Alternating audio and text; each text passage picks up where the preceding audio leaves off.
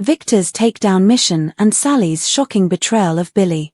Genoa City has been in a state of tension for months, but Victor has chosen the right time to strike in typical Newman fashion. The ominous phone call that opened this storyline was short, sharp, and chilling. Fans of the young and the restless know that when the moustache makes a declaration to himself, it is never idle talk. His muttered vow to bring down Kane Ashby, Jack Abbott, and Billy Boy Abbott in one coordinated strike immediately set the stage for one of those sprawling Newman master plans that has defined the series for decades. This isn't just about business maneuvering, it's about power, legacy, and the kind of ruthless precision that has made Victor Newman both feared and respected in equal measure. The mere thought of him orchestrating a move that simultaneously destabilizes Arabesque, cripples Jabbo, and exposes Billy's reckless partnership with Kane electrifies the entire canvas. The personal lives of those involved as well as the businesses in question are in jeopardy. At the same time, we see Sally Spectra spiraling in a completely different way. Sally has fought tooth and nail to carve a place for herself in Genoa City, clawing her way from underdog to player. Her relationship with Billy has been one of the most surprising twists of her arc, giving her a chance at stability and romance after years of chaos. But now, that stability is cracking. Discovering that Billy lied about Jack pulling funding from Abbott Communications was a devastating blow. The realization that Billy intentionally twisted the truth is devastating for Sally, who has endured betrayals from men she trusted one after another. It isn't just about money, strategy, or AI technology, it's about honesty. Sally doesn't see her plea for Jack's help as disloyalty, she sees it as an act of desperation to protect Billy from himself. Sadly, Billy sees her decision to turn to Jack as the ultimate betrayal, especially considering that Jack has distanced himself from his younger brother. This wedge between them could shatter their relationship in ways neither expected. Victor's plan is, as always, steeped in layers. He isn't simply trying to protect Newman Enterprises from Kane's AI weapon, he's using the threat of it to pull strings across the board. By setting up a simultaneous takedown of both Arabesque and Jabbo, Victor eliminates competitors while destabilizing the Abbott family's influence. For Jack, this means yet another war with his longtime rival. For Kane, it's a direct attack on the credibility he's been clinging to since returning to Genoa City. And for Billy, it could mean absolute ruin, not just financially, but emotionally. Victor thrives on exploiting weakness, and Billy's impulsive nature is his greatest flaw. Billy wants so badly to prove his worth, to silence critics, and to show Jill that he can run Chancellor with vision and strength.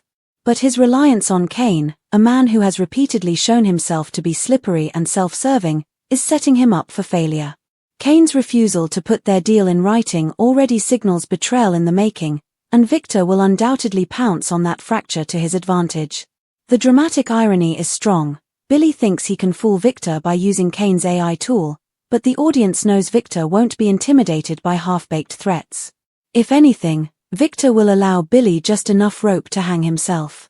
This is something viewers are familiar with. Victor waits, allows his opponent to make the first rash move, and then responds with calculated precision. It's the predator and prey dynamic that keeps these rivalries so compelling. What Billy fails to realize is that Victor's leverage is likely already in place. The moustache doesn't announce a takedown unless he's certain of the outcome. Whether it's through hidden alliances, legal traps, or financial maneuvers, Victor is almost certainly 3 steps ahead, and Billy is charging into a battle he doesn't fully understand. Sally's role in all this is especially heartbreaking. She believes she is helping Billy by confiding in Jack and Diane, but in doing so, she exposes the cracks in Billy's scheme. By using the word illegal in her plea, she inadvertently puts Billy on the radar in ways he never intended. Jack and Diane, alarmed by Sally's admission, now know that Billy is flirting with a line that could not only destroy his career but land him in serious legal jeopardy. The more Sally tries to shield Billy, the more she unwittingly arms his enemies with the ammunition they need. It's a cruel twist of fate. Her betrayal isn't malicious but born out of love, yet it may be the very thing that accelerates Billy's downfall. Victor, for his part, sees Sally as little more than collateral damage in his war. If she gets caught in the crossfire, it's simply the cost of business. But fans know Sally's resilience. She may appear vulnerable now, But Sally has a history of turning her lowest points into catalysts for reinvention. The betrayal of Billy could be the moment that pushes her to finally sever ties with men who drag her into chaos and focus on building her own empire.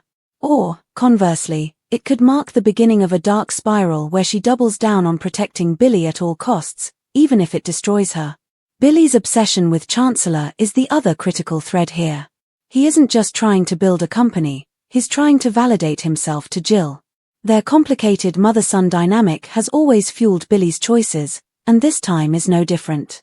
His desperate need for assurances from Kane demonstrates how insecure he is regarding the scheme as a whole. He wants concrete proof that he is not being played.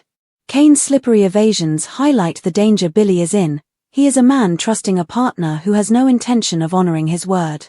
The writing is on the wall, and the audience can see what Billy cannot, that Kane is setting him up for humiliation. The real question becomes, how far will Victor go? It's almost laughable that he would give in to Billy under pressure. Victor doesn't bend, he breaks his opponents. If Billy attempts to strong-arm him with the AI threat, Victor could easily turn the tables by alerting the authorities.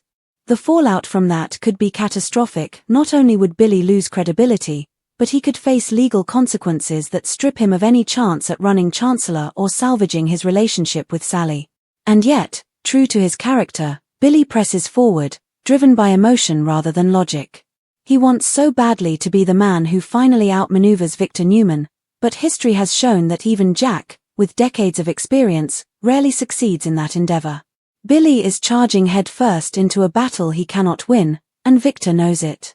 The looming showdown promises to reshape the landscape of Genoa City. Jabot is once again in Victor's crosshairs, Kane's future hangs in the balance, and Billy's life is spiraling out of control. Sally's betrayal, whether intentional or not, may be the final nail in the coffin of their romance.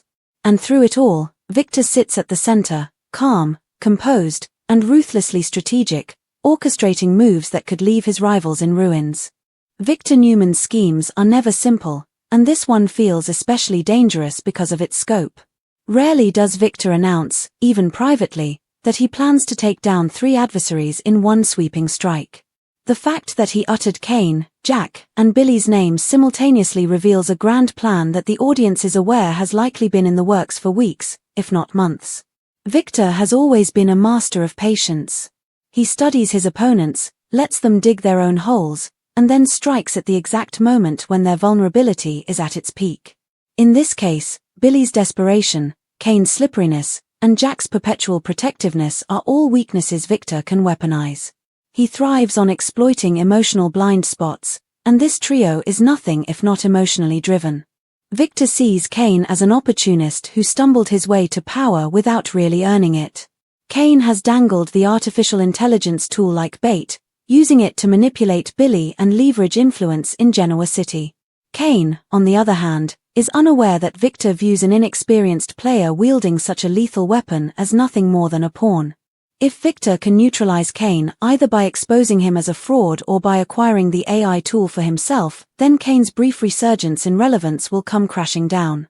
The irony, of course, is that Kane believes he's playing Billy, when in fact, both men are unwittingly setting themselves up as pieces in Victor's larger game. Jack Abbott represents something different altogether. He has been Victor's greatest rival for decades, repeatedly challenging Newman's dominance. Their rivalry is legendary, rooted in personal animosities as much as corporate clashes. At this point, Victor's inclusion of Jack in his takedown strategy is almost instinctive. Jack is always a part of Victor's strategy when he fights the Abbotts.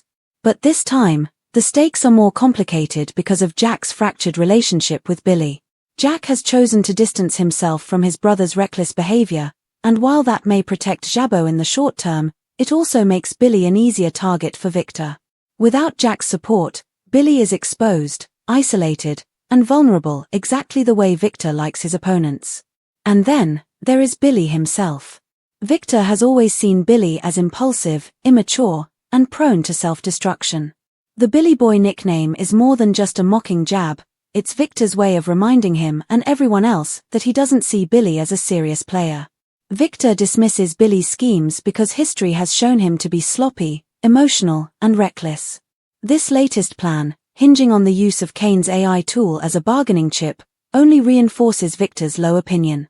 From Victor's perspective, it's almost too easy. Let Billy run headfirst into trouble, let Kane manipulate him, and then swoop in at the critical moment to destroy them both.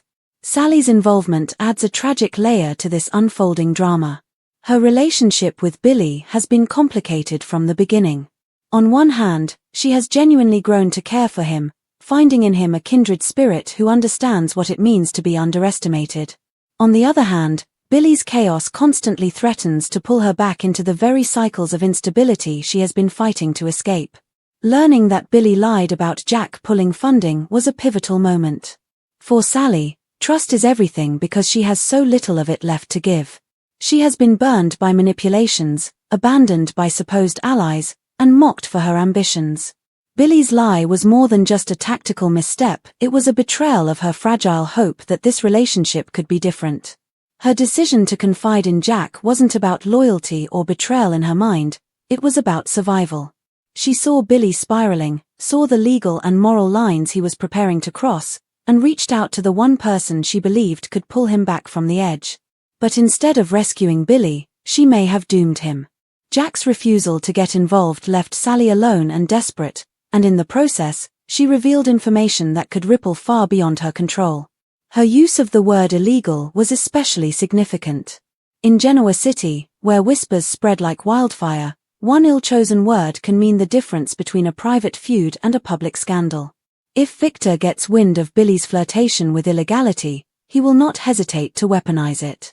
Sally, trying to save Billy, may have handed Victor the very ammunition he needs. The present state of Billy's mind is fascinating.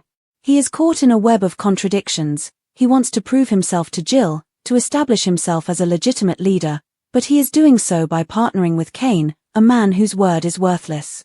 Although he asserts that he will only threaten to use the AI tool, he puts himself in legal jeopardy. He insists he has control, yet he is being controlled by his emotions, his resentments, and his relentless need to prove he isn't the family screw-up. Sally sees this, Jack sees this, even Kane sees this, but Billy is blind to his own unraveling.